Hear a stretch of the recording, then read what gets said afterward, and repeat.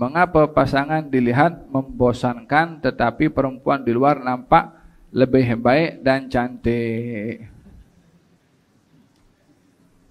Orang yang ternampak perempuan lain dan ternampak pada wajahnya atau kecantikannya, ternampak tanpa dengan sengaja, yang seperti ini adalah dimaafkan. Kali pertama kita nak tengok YouTube keluar cerip ada punya iklan itu. Kita nak scroll ke atas ini keluar macam-macam juga. La ilaha illallah.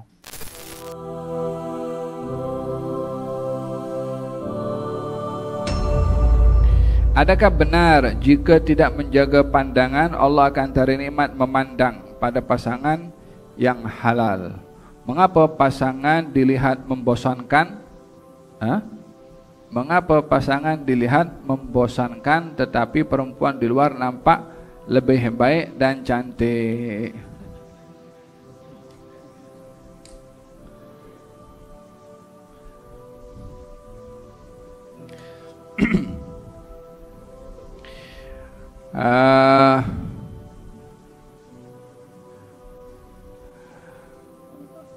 Katanya wa ainu ridha an kulli qad tunkirul ainu dhaw'a syamsi min ramadin wa yunkirul famu ta'mal ma'i min saqami.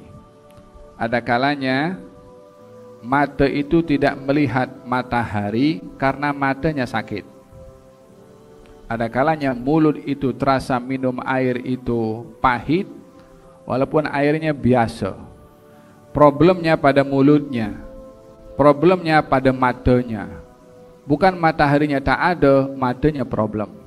Bukan airnya tak sedap, mulutnya problem.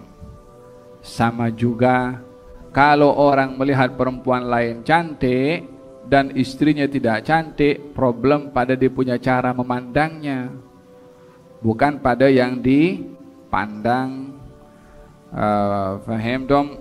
Kita dengan perempuan lain bukan disuruh untuk tengok cantiknya, disuruh pejam matanya.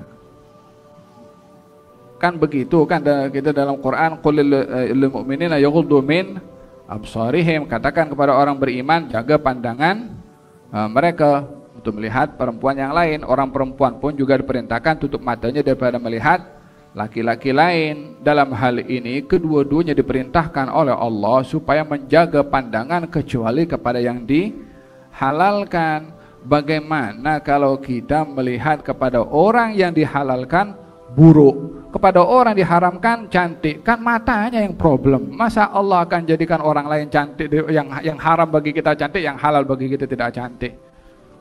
Kalau tidak cantik dikawinkan kenapa? Kan begitu. Problemnya adalah kepada orang yang melihat tadi. Faham dong? Hada dan syaitan akan menghiasi sesuatu yang mungkar akan nampak menjadi indah. Namanya di antara hal yang boleh seseorang itu terpanggil melakukan dosa, istildzadzudz dzunub, merasa lezat berbuat dosa. Faham dong? Walihada baginda Rasulullah sallallahu alaihi wasallam bersabda, kalau kamu ternampak, katakan kepada Sayyidina Ali, ya Ali, la tudbi'un nadharatu an-nadharata fa inna lakal ula wa 'alaika tsaniyah.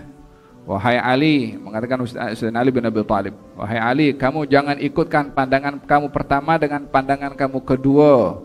Yang pertama itu dikecualikan, yang kedua kamu akan dihukum. Maksudnya adalah orang yang ternampak perempuan lain dan ternampak pada wajahnya atau kecantikannya, ternampak tanpa dengan sengaja, yang seperti ini adalah dimaafkan kali pertama. Tapi setelah alihkan pandangan, jangan tarik balik ke depan. Yang kedua ini akan dikira sebagai satu kesalahan. Apa sebabnya? Larangan untuk melihat kepada perempuan lain. Faham tu? Kemudian fil hadis dinyatakan juga, kalau kamu melihat kepada perempuan lain yang mengundang kepada syahwat kamu, maka hendaklah kamu datangi istri kamu supaya tak terganggu dengan syaitan yang boleh mengganggu kepada hal yang lainnya. Kesimpulannya adalah, bila seseorang melihat dengan matanya kepada perempuan lain dengan cantik dan sebagainya, lihatlah daripada sudut pandang syarak. Yang pertama itu dosa. Dan tidak ada kecantikan pada dosa.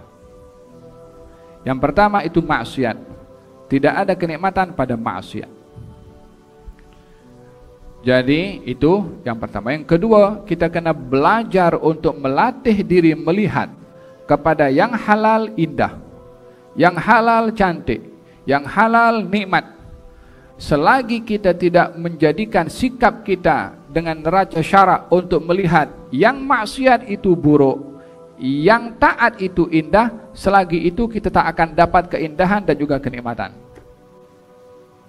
Hari ini kita tengok perempuan ini cantik, lama-lama tengok dah tak cantik. Akan tengok perempuan lain, tengok cantik, lama-lama sudah kerap dilihat tak cantik. Macam mana dengan pertama lah kawin dengan istrinya, cantik, dah lama-lama biasa. Istri pun sama, kawin nampak pertama-tama handsome saya, lama-lama dah keriput, kan? So jadi kita kena berinteraksi dengan perubahan yang ada pada diri seseorang dengan neraca syarak. Kalau kita sentiasa melihat kepada perempuan lain cantik, kita tak akan kenyang daripada daripada apa yang halal. Ini cantik, lama-lama tak cantik cara orang lain. Lah sekali pokok pun nampak cantik juga nanti. Karena problem pada cara dia memandang itu. Oleh hadza fahimtum, usahakan untuk menjaga pandangan. Apakah benar jika menjaga pandangan Allah akan tarik nikmat memandang? Yakni kita diberi mata oleh Allah Subhanahu wa taala untuk memandang, dan tujuan daripada pandangan itu adalah mengenal kepada keagungannya Allah Subhanahu wa taala. Membaca Al-Qur'an, membaca alam ini sendiri, kita khawatir. Dalam Al-Qur'an itu dikatakan demikian. Orang itu yang berpaling daripada rahmatnya Allah, daripada bertafakkur tentang nikmat Allah Subhanahu wa taala di akhirat nanti dibangkitkan oleh Allah dalam keadaan buta. Dibangkitkan oleh Allah dalam keadaan buta. Kemudian ditanya, "Ya Allah, kenapa engkau bangkitkan aku dalam keadaan buta? Aku di dunia boleh lihat, kenapa sekarang buta?" Allah berfirman, "Demikian datang kepada kamu ayat-ayat kami, tapi kamu lupakan, kamu tak pandang, sekarang kami butakan kamu." Karena di dunia tidak menggunakan matanya dengan betul, dibutakan nanti di akhirat. Khawatir telinga ini pun akan ditulikan juga, khawatir dengan maksiat yang dilakukan dengan matanya di dunia, khawatir diharamkan daripada apa yang kenikmatan yang boleh digunakan juga oleh mata nanti di akhirat. Bukankah dalam hadis juga dinyatakan, disebutkan orang yang menangis di dunia dia tak akan menangis di akhirat. Sudah menitiskan air mata di dunia, dia tak akan menitiskan air mata di sana. Tapi yang tak menangis di dunia, khawatir di sana dia menangis tak henti-henti yang tak ada guna, pun terkait dengan juga pada penggunaan mata. La ilaha illallah. Memanglah zaman kita sekarang sukar. Allah. Kita kena banyak istighfar. Oh, kita punya istighfar macam-macam, khususnya pandangan mata ni kan. Kita nak tengok apa namanya YouTube, keluar cerip ada punya iklan itu. Kita nak scroll ke atas ni, keluar macam-macam juga. La ilaha illallah. Pandai-pandailah untuk menjaga pandangan, pandai-pandailah untuk menghargai mata. Kata Habib Umar, ada mengatakan, jaga ini mata, persiapkan untuk tengok Allah nanti di sana. Setiap kali kita lihat maksiat-maksiat ini mata yang sama kadang akan diberikan oleh Allah Subhanahu untuk tengok Allah Subhanahu taala. Jangan sampai ini mata penuh dengan dosa. Khawatir tak layak nanti di sana. Qal an-nadaratu sahmun min sihami iblisil marjum. Pandangan mata ini bahagian daripada panahnya iblis yang direjam. Barang siapa yang menjaga matanya, aku berikan manisnya iman, kata Allah Subhanahu wa taala dalam hadis qudusi. Zaman kita sekarang ini, ya Allah, Rabbana istur. Memang dosa paling banyak adalah dosa mata. Tak kira laki-laki dan perempuan. Yang mata keranjang ini bukan laki-laki saja, perempuan pun sama. Tak kira perempuan tu pakai niqab tak pakai niqab, tetap ukurannya adalah apa yang ada dalam hati dia dengan muamalah dengan Allah Subhanahu wa taala. Mau pakai tudung, tak pakai tudung, yang tak pakai tudung, pakai tudung. yang pakai tudung jaga mata juga. Faham tak?